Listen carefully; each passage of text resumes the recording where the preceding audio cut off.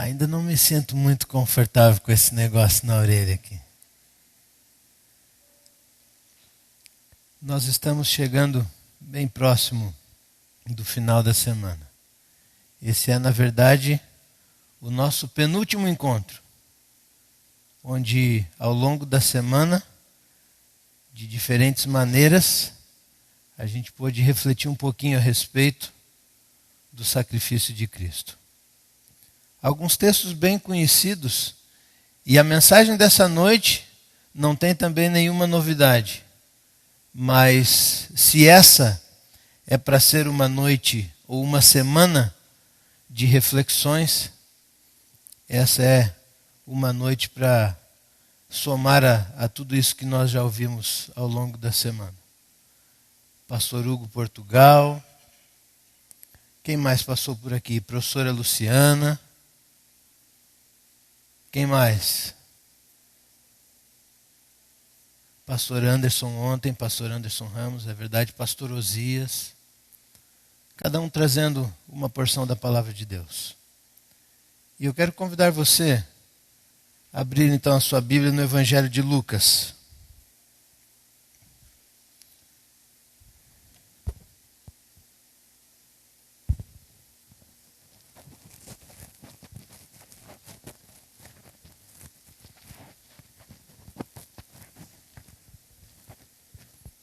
Vai ser mesmo.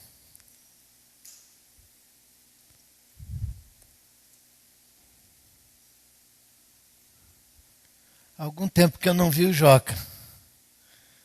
E eu digo sempre que não são por acaso que as coisas acontecem. E eu já tinha o visto nos cultos de domingo. E já tínhamos nos conhecido há alguns anos. Eu era bem menor e em todos os aspectos. O Joca era mais novo, não vou dizer o tamanho, senão a gente briga lá fora. Mas trouxe uma bonita mensagem a respeito da cruz. E é disso que nós vamos meditar na palavra de Deus. Você já deve ter aberto sua Bíblia no Evangelho de Lucas, no capítulo 15. Eu quero ler com você a partir do verso 3. Evangelho de Lucas, no capítulo 15, a partir do verso 3.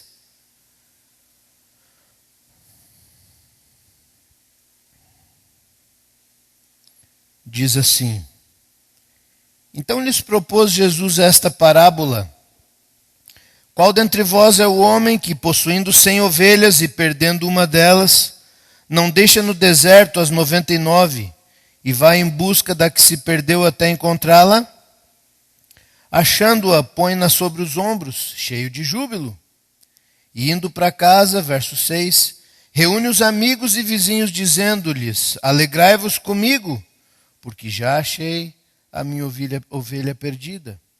Digo-vos que assim haverá maior júbilo no céu por um pecador que se arrepende do que por 99 justos que não necessitam de arrependimento. É curioso esse capítulo 15 do Evangelho de Lucas. É um capítulo bem conhecido, é verdade, porque nós temos aqui 3 parábolas. Essa primeira que nós lemos, da ovelha perdida. Na sequência nós temos a parábola da dracma perdida e por último a parábola do filho pródigo. 3 parábolas e que eu tive por muito tempo dificuldade de entender algumas coisas. Por exemplo, por que 3 histórias, ainda que com personagens em situações diferentes, mas querendo dizer a mesma coisa? Por mais ou menos 25 anos eu levei para entender isso. Hoje com 33, antes que queiram por outras maneiras descobrir a minha idade. Eu descobri que, entre outras coisas, existem algumas peculiaridades. A primeira delas são nas proporções em que existe salvação para você e para mim. Nessa que nós lemos agora, a proporção é de 100 salvos ou de 100 justos para um perdido. Na sequência, essa proporção diminui. Nós temos 10 para 1. E inversamente na proporção, desde a primeira até a última, no filho pródigo, nós temos uma proporção de 100%. Alguém 100% perdido, mas também 100% salvo. Só que a profundidade desse capítulo ela é muito maior. Alguns teólogos, inclusive, dizem que o capítulo 15 do Evangelho de Lucas, ele é o Evangelho dentro de um outro Evangelho. Por essas razões escatológicas, por essas razões de salvação. Mas é muito mais do que isso. É muito mais do que falar de salvação. É muito mais falar de coisas que se perderam e foram encontradas, mas fala a respeito de Jesus. É por isso sim que é o Evangelho dentro do Evangelho. Porque como bem disse, entre outras tantas coisas, o pastor Anderson ontem, ele disse de que direta ou indiretamente, mas todos os versos da Bíblia, de Gênesis 1, verso 1, Apocalipse 22, verso 22, todos os versos falam a respeito de Jesus Cristo. E assim deve ser a nossa vida. Só que no mundo em que nós vivemos, os valores têm se invertido.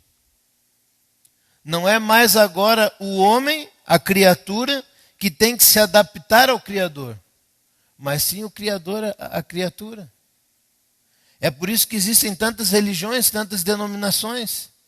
Para falarmos apenas em cristianismo, num dado que já deve estar defasado, em pelo menos uns 2 anos, eu ouvi de que havia sido catalogado pela Sociedade Bíblica do Brasil, de que existem mais de 44 mil denominações cristãs, em nível de Brasil, não sei em nível de mundo. Mas como é o país mais cristão do mundo, então talvez essas estatísticas. Mas eu não vim para falar aqui de estatísticas, de números. E por isso que escolhemos o Evangelho de Lucas e o capítulo 15. Para falar da pessoa de Jesus Cristo. Para falar do que Ele fez por você e por mim. Agora tem uma curiosidade no texto, e eu quero que você volte nele aí, se você fechou a sua Bíblia, abre de novo no Evangelho de Lucas, capítulo 15, porque propositadamente nós começamos pelo verso 3, porque é onde está o início da parábola. Mas o texto começa dizendo que, então o quê? Digam bem alto. Lhes propôs. É Jesus contando aqui uma primeira de 3 parábolas, mas ele estava propondo para quem? Então, para a gente entender, a gente tem que ler o verso 1 e o verso 2. Então, volte aí. Aproximando-se de Jesus todos os publicanos e pecadores para o ouvir. E murmuravam os fariseus e os escribas, dizendo: Este recebe pecadores e come com eles. Alguém ao longo dessa semana, um dos oradores, não me lembro agora qual deles, disse a respeito de que Jesus, em momento algum, perdeu a sua onisciência. E ele lia, ele conhecia os pensamentos. Ainda que revestido da humanidade de Cristo, da humanidade da sua encarnação humana, mas jamais deixou de ser Deus. Esse Jesus Ele sempre foi Deus. Ele é Deus e sempre será Deus. De tempos em tempos, teorias têm se levantado a respeito desse Jesus, a respeito da sua natureza. Afinal de contas, a sua natureza é a mesma natureza de Adão antes ou depois do pecado. E aí o pessoal gosta de filosofar e dar alguns nomes bonitos para isso, né? Jesus veio com a natureza, e assim é a posição oficial da Igreja Adventista, assim como em tantos outros assuntos, mas é a posição, e aí que eu digo dos nomes bonitos, o pré-lapsarianismo. Uma professora de português fez assim: pré, alguma coisa que vem antes. Lapso é isso que nós usamos mesmo. Quando alguém tem um lapso de memória, ou quando alguém tem um lapso, um deslize, um erro, uma falha. Pré-lapsarianismo. E aí o pessoal faz esse nome bonito. Essa é a posição da igreja. Jesus veio ao mundo com essa natureza. A natureza de Adão antes do pecado. É como o pastor e doutor Amin Rodor, ele diz que Jesus foi afetado pelo pecado. Mas diferente de você e mim, ele não foi infectado. E que aí é o que alguns pregam por aí, que é o pós-lapsarianismo. Agora então, tem um monte de gente fazendo assim: puxa, agora eu sei o que é pré-lapsarianismo e o que é pós-lapsarianismo. Mas eu disse que eu não vim falar de estatística e eu também não vim falar de filosofias teológicas. Eu vim falar do amor de Jesus para você nessa noite. Reforçar aquilo que talvez aqueles que vieram toda semana já ouviram e aqueles que, pelas suas atividades de trabalho, de faculdade, estão vindo pela primeira vez nessa noite. E para ninguém poderia ser velado o privilégio de poder ver a cruz e ler aquela frase: a paixão de Cristo é você. Só que isso é quando alguém está afirmando. Na verdade, quando você lê aquilo ali, você tem que ler assim: a paixão de Cristo sou eu. Mas você há pouco disse, pastor, de que o mundo hoje em dia é egocêntrico e que os valores se inverteram, e agora você está dizendo que a paixão de Cristo sou eu? Não teria que ser o contrário? Essa não é a semana em que nós relembramos e voltamos os olhos, os pensamentos para o sacrifício de Cristo? Então por que a paixão de Cristo sou eu?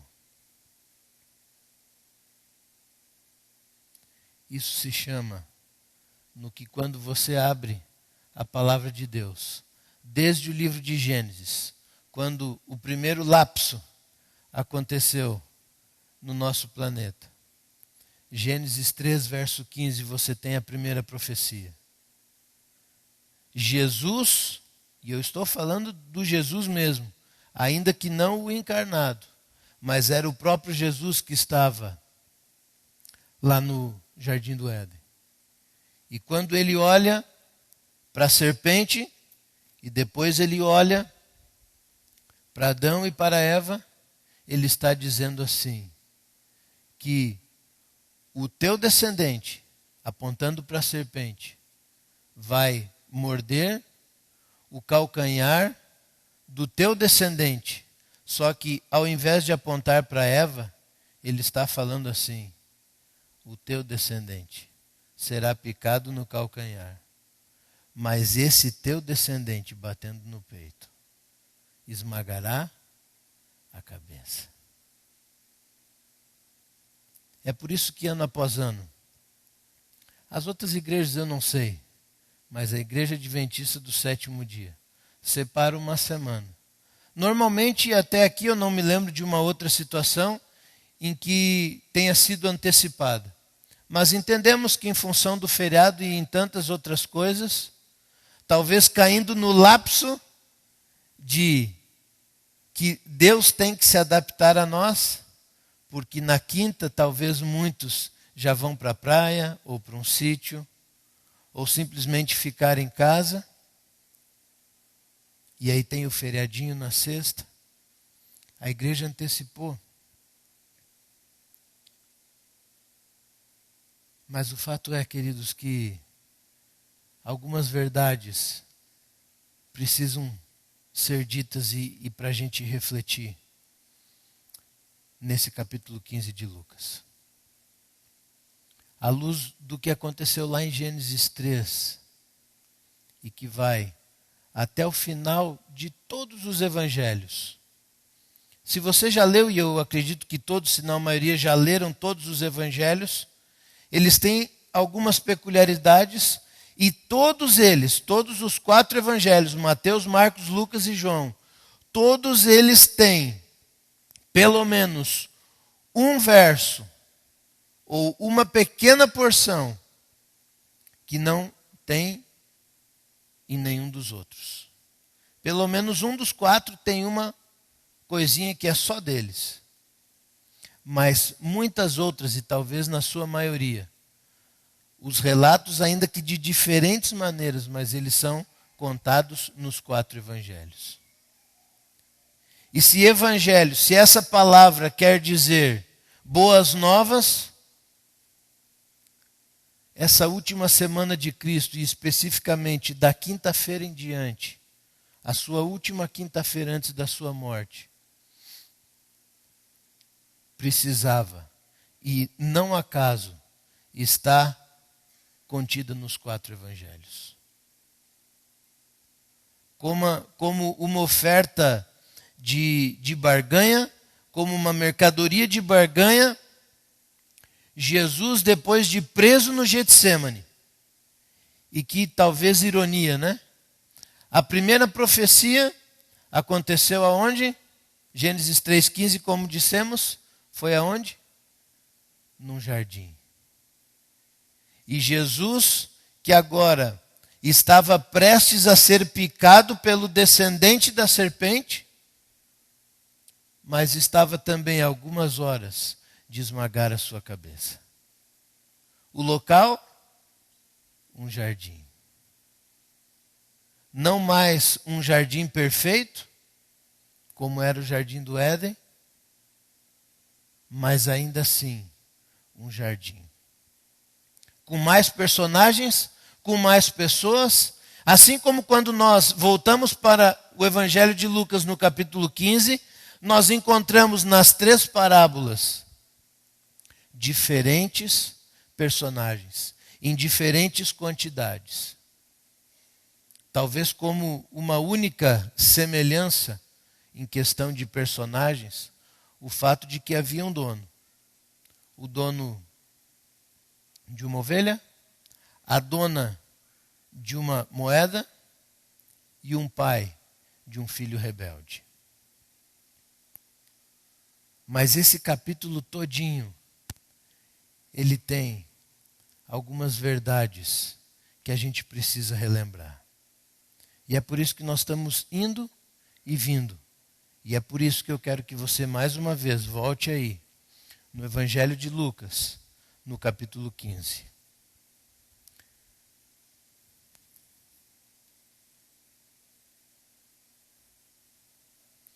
Evangelho de Lucas, capítulo 15. Eu até grifei aqui uma...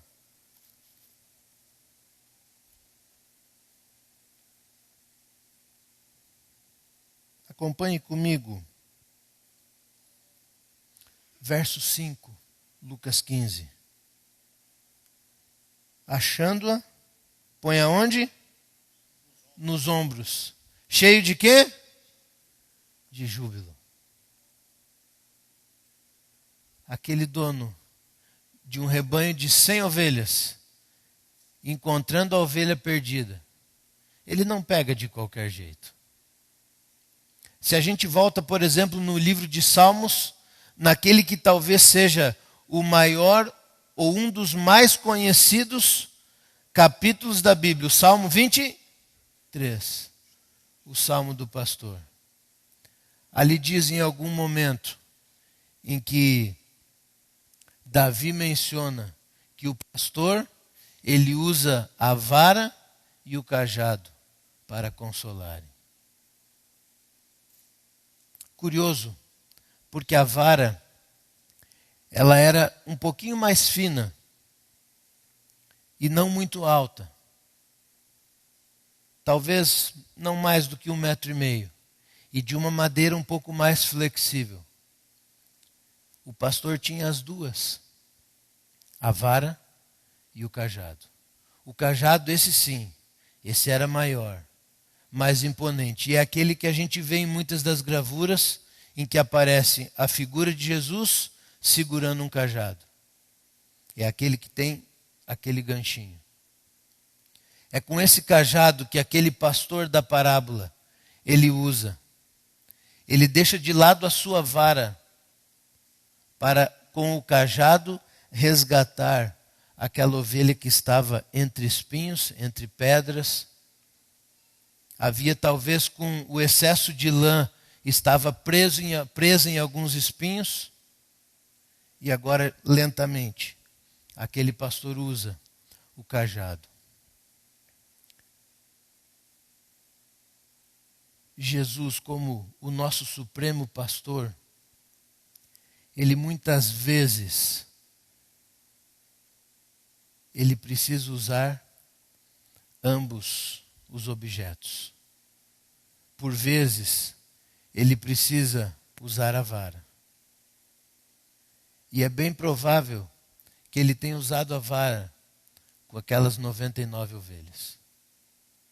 Talvez porque quando estavam todas elas, ao entardecer, retornando para o curral, ele usava, quem sabe, lentamente para contar uma por uma. E suavemente batia com a ponta da vara, contando cada uma delas. E daqui a pouco a surpresa, está faltando uma. Ele fecha o curral, deixa talvez apoiado em algum lugar a vara e segue sem destino, campo afora, para buscar aquela única ovelha que havia se perdido. E quando a encontra, ele a resgata, e como nós lemos no verso 5, ele não pega de qualquer jeito, ele simplesmente pega no colo. Porque ainda que fosse um filhote, mas uma ovelha, ela não é um animalzinho tão leve assim não. O meu pai é de Santana do Livramento, na fronteira ali com o Uruguai, com a cidade de Rivera. Ele foi, por alguns anos, pelo menos até os 17 anos, ele foi pastor de ovelhas, junto com o meu avô e com alguns dos seus irmãos. E especialmente no inverno, a lã já está crescida, por razões óbvias, especialmente aqui na região sul, onde nós vivemos. E muitas ovelhas acabam, às vezes até perdendo a vida, porque se pegam chuva, se elas estão longe do pastor, longe daquele que as cuida, se a lã umedece, pegando a água da chuva ou qualquer outra umidade, e se ela cair, por ter as suas patinhas desproporcionais, ela não tem forças para levantar sozinha. E em muitos casos, acaba morrendo. Você e eu, e você sabe disso, não é novidade nenhuma. Você e eu somos ovelhas. Que temos lã que nos aquece, mas que ainda assim, vulneráveis a muitas coisas. A cairmos em algum penhasco, no penhasco muitas vezes da idolatria, no penhasco das concupiscências, no penhasco do adultério. Quantos penhascos aqui a gente poderia listar? Mas a boa nova de Lucas 15, e que entre outras tantas verdades que a gente ainda podia discorrer aqui, não à toa é que Jesus começou com essa parábola, a da ovelha. Porque ao longo de toda a Bíblia, entre outros tantos títulos como Jesus é conhecido, mas aquele que talvez ele próprio mais aprecie é a figura do pastor. É aquele que protege, é aquele que acolhe. E por ser pesado, precisa de um apoio. E apenas com os braços, o pastor até conseguiria. E se tratando de Jesus, no aspecto espiritual, com certeza ele conseguiria carregar em seus braços a ovelha perdida. Mas o texto diz que ele coloca onde? Em seus ombros. Por que nos ombros? Eu fiquei me questionando há algum tempo. Aliás, vocês perceberam, né, que eu sou muito questionador. Por que isso? Por que aquilo?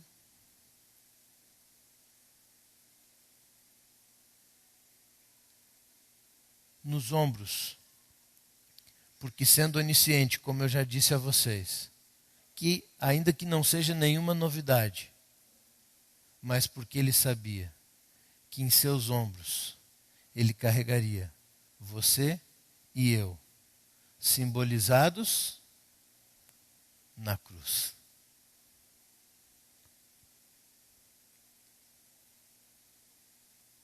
Portanto, ovelhas são também sinônimo, nesse contexto do Evangelho, de cruz. Ovelhas que deveriam ser sacrificadas. Ovelhas que talvez nessa história o pastor pudesse pegá-la, repreendê-la, levá-la de volta para o curral, largar o cajado, pegar a vara e com a vara repreendê-la por ter desobedecido. Tinha todas essas razões. Mas o texto diz que simplesmente ele a pegou, colocou em seus ombros e levou de volta para casa. Mas ali tinha uma plateia. Quem era uma plateia? Verso 1 e verso 2. Escribas, fariseus, mas tinha mais gente. Os publicanos. Os publicanos, coitados, eram os rejeitados. Só que eu não sei quem que é mais coitado nessa história. Se os publicanos ou se os escribas e fariseus. Mas para ambos, Jesus lhes propôs uma parábola, uma história. Aliás, esse era o método preferido de Jesus. Era aquilo que ele mais gostava, porque era a maneira que as pessoas mais compreendiam. E parábola nada mais é do que simplesmente contar uma história. Usando elementos que as pessoas conhecem, que elas entendem, e aí partindo de coisas que elas conhecem para aquilo que é desconhecido. Partindo de coisas simples do cotidiano para extrair uma ou algumas verdades mais profundas daquilo que é a essência do Evangelho. E se Evangelho são boas novas, e se a palavra de Deus e tudo que eu disse até aqui, a centralidade dela está na pessoa de Jesus, logo, esse Jesus é aquele que gostava de contar histórias, porque ele gostava de fazer com que as pessoas entendessem qual era o verdadeiro propósito dele na sua curta passagem por essa terra. Desde domingo, quando eu entrei por aquela porta e eu vi esse bonito cenário que foi montado aqui, algumas dezenas de vezes, não sei quantas, eu fiquei de diferentes lugares que eu fiquei assentado, eu fiquei observando.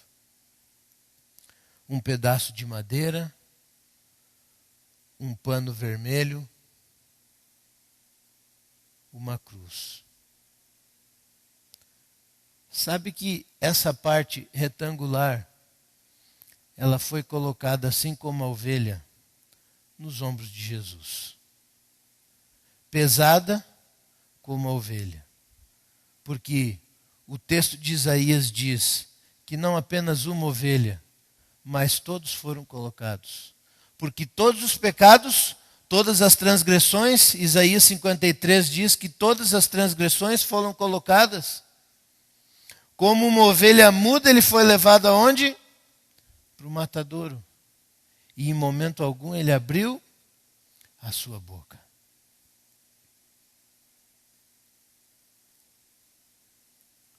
Nada é por acaso, como eu já disse.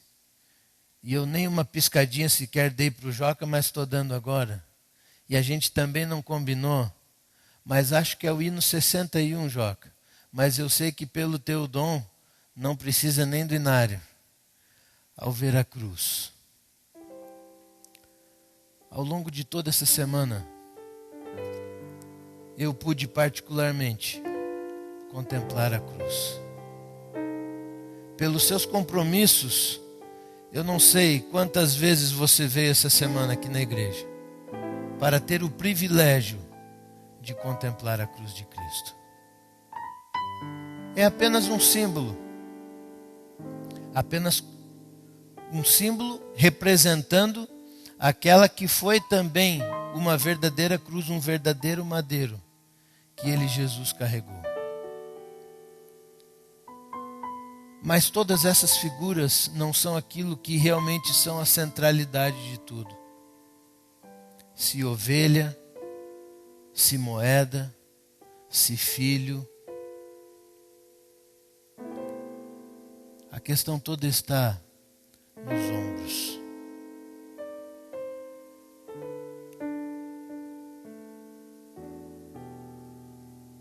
Eu poderia talvez dizer para você, fechar os seus olhos e imaginar Jesus crucificado. E colocar uma cena de terror na qual Jesus está com os seus pés ligeiramente cruzados, presos por pregos enormes, porque foi dessa maneira que ele foi crucificado. Teve uma perna sobre a outra e um cravo que atravessou. Eu poderia ainda dar uma ênfase toda nos braços abertos e com pregos talvez do mesmo comprimento, que eram que fixavam ele na parte horizontal da cruz.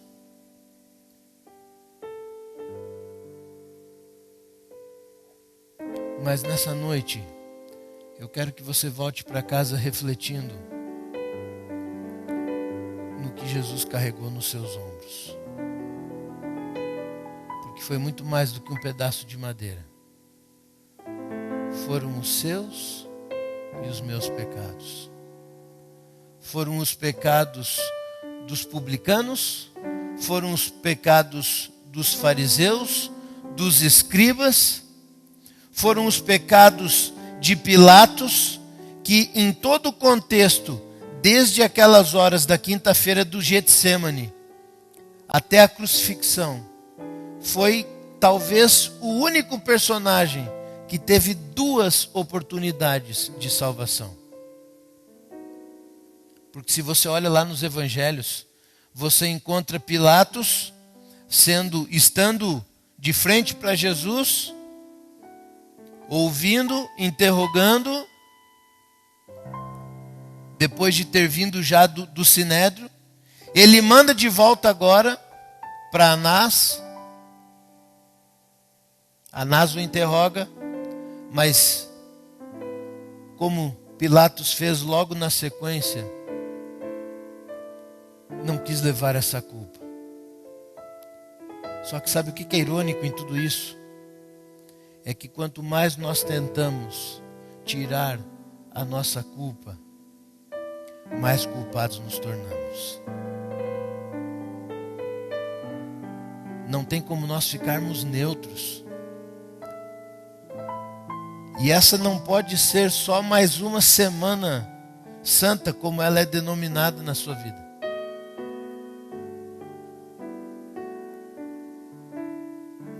E eu preciso confessar a vocês que me falta fé para dizer que essa vai ser a última semana santa a ocorrer na face da terra. Eu gostaria de ter mais fé para dizer isso para vocês nessa noite. Mas se não for, enquanto evento global, talvez ela possa ser a última semana santa para você. Não quero ser catastrófico e nem estou gorando você. Eu estou te dizendo apenas de que Pilatos é um exemplo a não ser seguido. Porque na segunda vez, na segunda oportunidade que ele teve na sua vida, de aceitar a Jesus e já estar hoje esperando a primeira ressurreição, ele vai sim ressuscitar na primeira ressurreição, na chamada ressurreição especial. Porque o texto diz que aqueles que o transpassaram ressuscitarão para ver Jesus glorificado. Quando você lê o Evangelho de Lucas, nesse mesmo capítulo 15 que eu tanto citei, você vai ver que Jesus, ele menciona que desde agora, depois que ele conta as 3 parábolas, ele diz mais ou menos assim, que desde agora vocês não mais me verão, a não ser glorificado.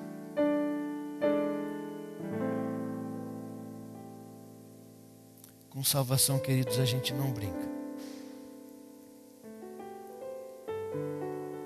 E por isso que desde do mês de março, não me recordo o dia, mas numa Semana Santa, realizada no IACS, quando eu estava no primeiro ano do ensino médio, pastor Paulo Bravo, hoje pastor da Central de Curitiba, foi o orador. E num apelo que durou mais tempo do que o sermão todinho, no último dia, ele separou em partes aquele apelo. E depois de uma meia hora ou mais, ele disse assim: eu preciso fazer um convite para um último grupo. Existe aqui um grupo pequenininho, são bem poucos, e com o perdão das mulheres, mas é um grupo em que eu vou ser um pouquinho machista, porque são só homens. E ele faz um apelo, convidando aqueles que gostariam de servir por toda a sua vida, no futuro, se prepararem para isso, para passarem a sua vida servindo a Deus, como seus ministros, como pastores. Eu já falei um pouquinho em ironia, e o irônico disso é porque, como um adventista de berço, como a gente usa esse chavão, eu passei o sermão todinho distraído. O apelo então nem se fala. Eu cheguei até a cutucar um colega e disse assim: vai começar a choradeira. O pastor vai começar a fazer o apelo, a gurizada vai levantar, vai começar a ir lá para frente. E assim de fato ele foi convidando. Os bancos iam se esvaziando, o pessoal ia indo de fato lá para frente. Mas quando ele disse aquilo, de que ele tinha um convite machista, eu grudei na cadeira. Na época o IACS ainda não tinha bancos estofados confortáveis como esse. Eram aquelas cadeiras marrons de plástico. E eu me lembro de ter agarrado nelas. E naquele dia, naquela Semana Santa, num longínquo 1996, agora em lágrimas, eu dizia em silêncio para Deus: o Senhor está me chamando, e por toda a minha vida eu vou dedicá-la a pregar o Evangelho, as boas novas de que o Senhor é um Deus onipresente, onisciente, onipotente, um Deus que sempre existiu, um Deus que encarnou e se tornou homem, sofreu, morreu, mas ressuscitou. E a terceira e mais importante parte está prestes a vir. Assim como naquela quinta-feira, durante a noite todinha e sexta de manhã, até as 9 horas da manhã, quando Jesus foi crucificado, uma dezena, uma centena de pessoas que acompanhavam, algumas mais de perto, outras mais de longe, foram convidadas a tomarem uma decisão.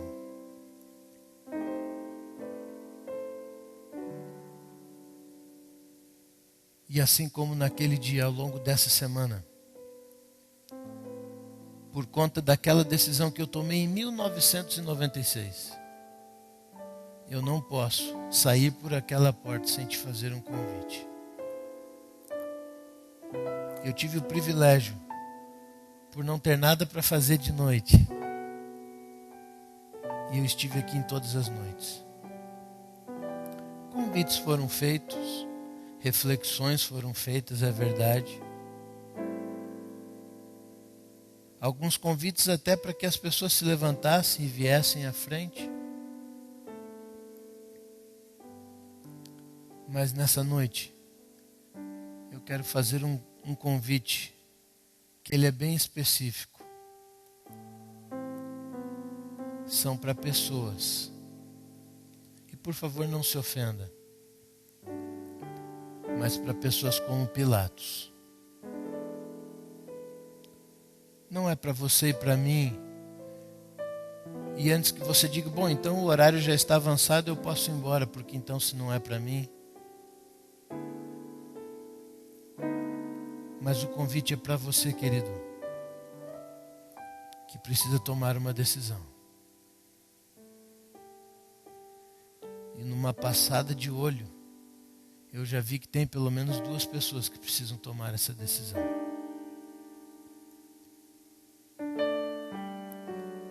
E agora eu quero que você olhe primeiro para a cruz, mas que depois você olhe para aquele outro lado ali. Porque não à toa, nas igrejas modernas que têm se construído, as igrejas adventistas, o tanque não é mais centralizado, não apenas pela tecnologia, mas porque nós precisamos olhar as 2 faces de uma moeda chamada salvação. A salvação está de um lado na cruz, mas ela precisa ser também confirmada no tanque. Essa é talvez a única parte, particularmente eu, não posso dizer pelos outros pregadores, mas é a parte que a gente não treina, a gente não ensaia. A gente prepara o sermão em espírito de oração e lê e repete, e repete, e repete. Combina no máximo, às vezes de última hora como hoje, para que uma música seja colocada de fundo. Mas esse momento do apelo é a confirmação daquela oração que é feita antes do orador, do pregador entrar para pregar. Que ele seja o instrumento do Espírito Santo. Então, se até aqui você ainda não conseguiu ouvir a voz do Espírito Santo, por favor, me perdoe. Mas a partir de agora o Espírito Santo está falando com você. Se você que é batizado, você precisa depois no final. Os kits não estão mais ali, não sei se ainda tem os kits. Mas procure o pastor, procure a equipe. E leve o livrinho e o DVD para alguém que você quer ver quando Jesus voltar. Não na segunda ressurreição, mas na primeira. Não na situação de Pilatos, mas na situação dos salvos. E aquilo que eu já estava desde antes de entrar por ali, tremendo, eu estou ainda mais agora. Porque é difícil. E eu estou postergando e eu estou atrasando vocês. Porque isso é apenas um microfone. Eu gostaria que fosse um ponto eletrônico com o céu. Para o Espírito Santo dizer exatamente, é agora que você precisa dizer.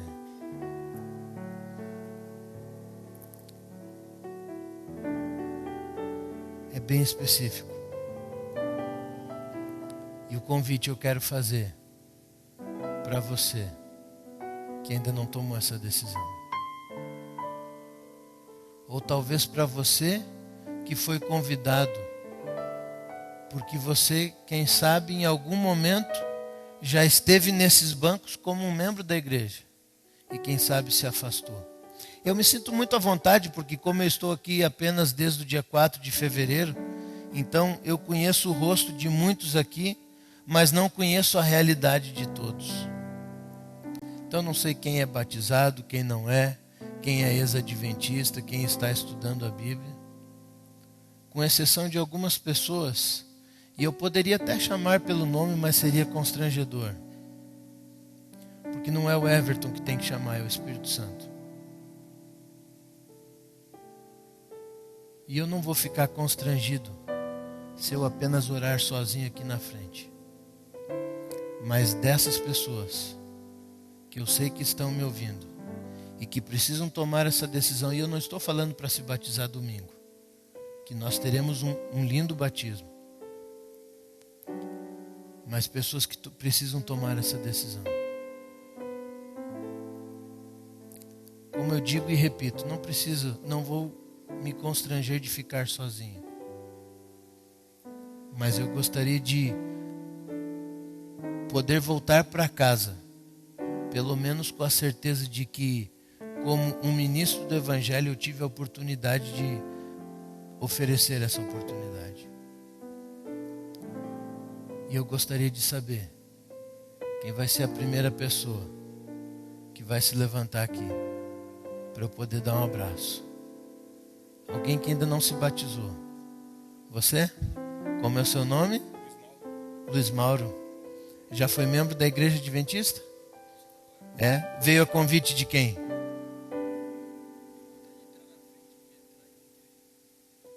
É a primeira vez na semana? Já veio outras vezes.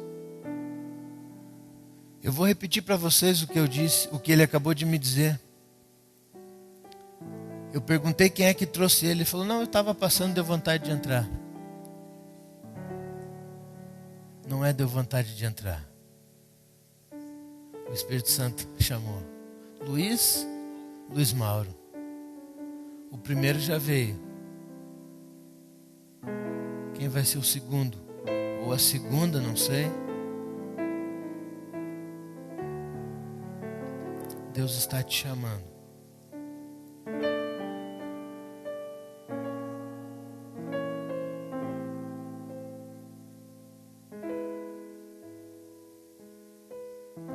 Nós sempre cantamos uma mesma música no final. Não sei se o pessoal do louvor pode vir já, para a gente cantar a mesma melodia, para não quebrarmos mais o protocolo. Mas durante a música vai ser a última oportunidade hoje. E não num terrorismo, mas simplesmente lhe dizendo a realidade. Essa talvez seja a sua oportunidade, a sua última oportunidade em toda a sua vida, não apenas nessa semana.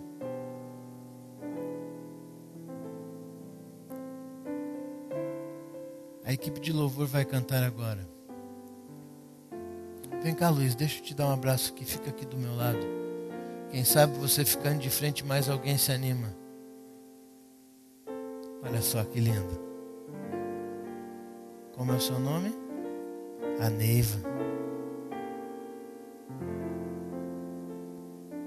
Ao olhar para a cruz, a Neiva, o Luiz já se levantaram.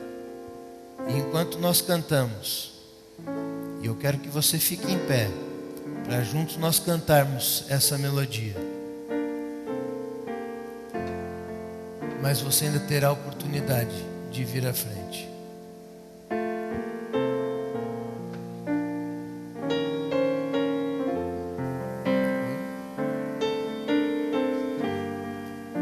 Tá com vergonha? Então a mãe vem junto, não tem problema.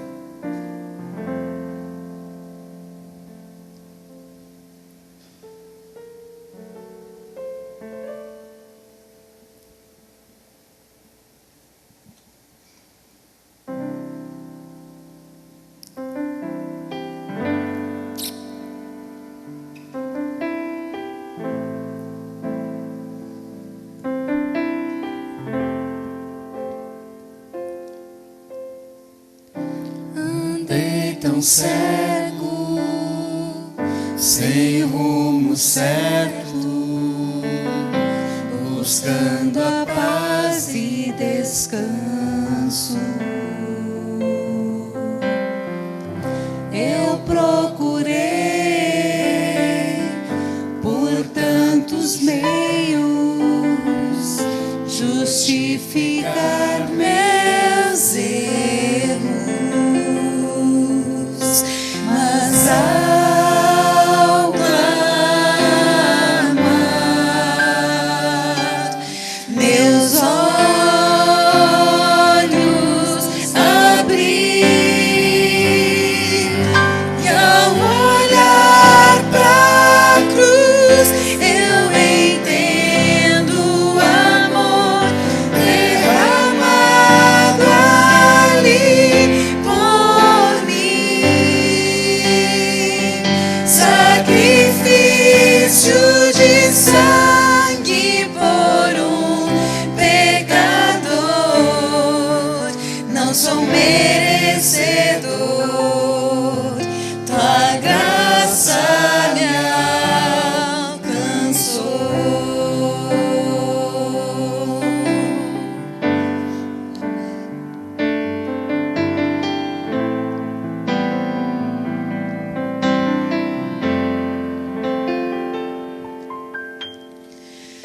E ao ver tua glória naquele dia, me alegrarei em gratidão. Tocarei as marcas, marcas de vitória. Vencido é o pecado. Perante ti me prostrarei,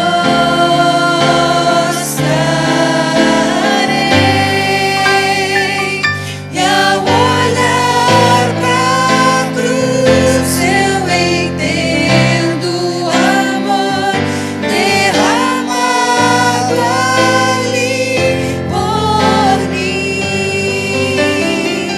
Sacrifício de sangue por um pecador. Não sou merecedor, a graça me alcançou. E ao olhar pra cruz eu entendo o amor derramado ali por mim. Sacrifício de sangue por um pecador. Não sou merecedor,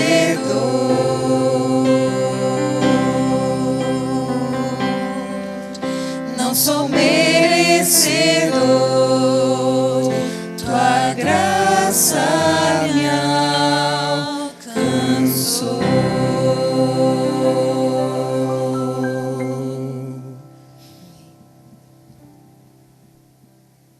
A Bíblia diz, o próprio Jesus, na verdade, disse que aquele que se envergonhar de mim, naquele dia eu também me envergonharei dele. Mas ele também diz o contrário. Aquele que não se envergonhar de mim, eu o glorificarei junto comigo, junto ao Pai. Queridos, eu sei que a hora está muito avançada e eu vou ter que quebrar uma promessa. Eu disse que eu não ia chamar ninguém pelo nome, nem que ele me odie pelo resto da vida dele. Mas se a gente se encontrar no céu, tá tudo certo. Rodrigo, Jesus está te chamando, cara.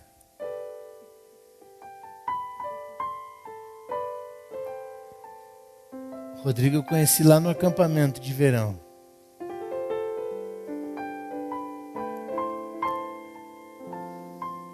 E se ninguém me dissesse,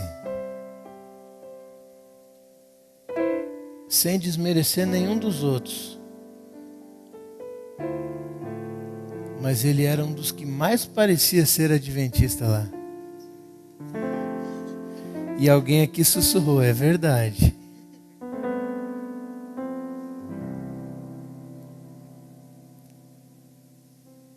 Rodrigo, você tem um tempinho para decidir.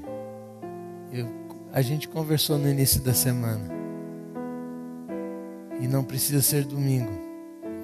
Mas eu precisava que você viesse aqui perto. Porque eu quero ter o privilégio de orar com essas pessoas e não desmerecendo nenhuma de vocês. Mas porque dessas coisas que a vida não explica, eu criei um carinho muito especial por você. Não precisa ficar com ciúme, Michele. E eu quero te convidar, vem aqui na frente.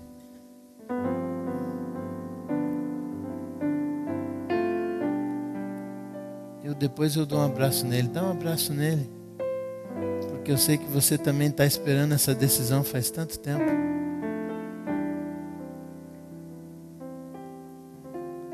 Eu chamei o Rodrigo porque ele é o único nome que eu sabia.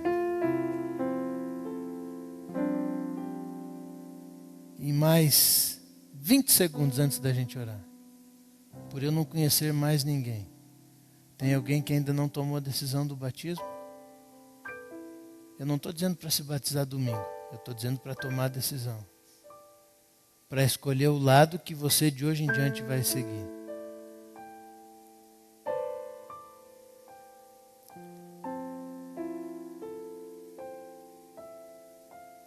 Dez, 9, 8, 7, 6, 4, 3. Traz ela.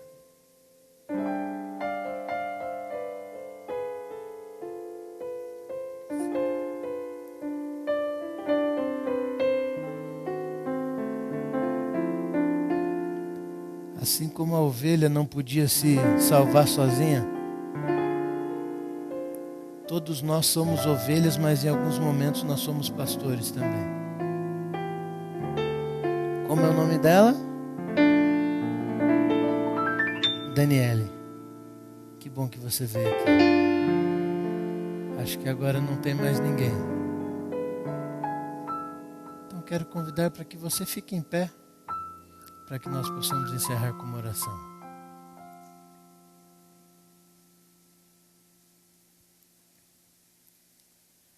Querido Pai, obrigado porque nesta noite o Senhor trouxe pessoas como cada um de nós, pecadores como todos nós somos. E nessa condição todos carecemos da Tua glória da tua graça, da tua misericórdia. Mas são pessoas especiais, porque ainda não tomaram, ou ainda não tinham tomado essa decisão. Assim como o Senhor sempre soube o dia em que criaria este mundo, o dia que encarnaria e seria o Jesus, o Nazareno, assim como sabia o número de horas que ficaria naquela tumba fria, escolheu também a hora para ser sacrificado, para dar o último suspiro, mas também escolheu exatamente a hora, o minuto, o segundo para ressuscitar. E também escolheu, só nós não sabemos, o dia e a hora em que glorificado voltarás nas nuvens do céu.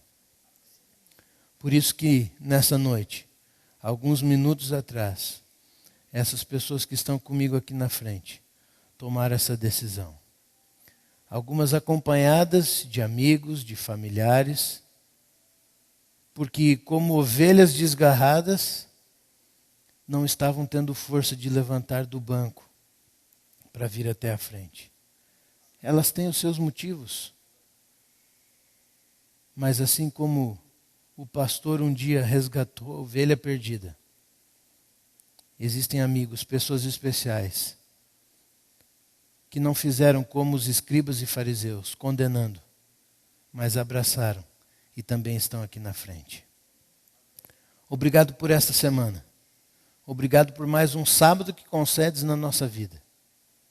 Ainda temos mais 2 encontros especiais dentro desta semana especial de Semana Santa. Mas te suplico, para que agora, renovados, com a certeza do lado em que estamos, esses que aqui na frente hoje confirmaram, tomaram a decisão, mas os demais que estão em pé e que um dia já tomaram a decisão, estão nessa hora renovados e que possam agora em segurança, escoltados pela tua escolta especial do céu, os teus seguranças particulares que são os teus anjos, possam todos voltar para casa, protegidos, guardados. E que amanhã possamos juntos nos reunir aqui para um novo encontro contigo. Renovados, revigorados, para te adorar em espírito e em verdade. Despede-nos, pois, portanto, com a tua paz, com as tuas bênçãos, sob os teus cuidados. Humildemente te suplicamos por Jesus. Amém, Senhor. Amém.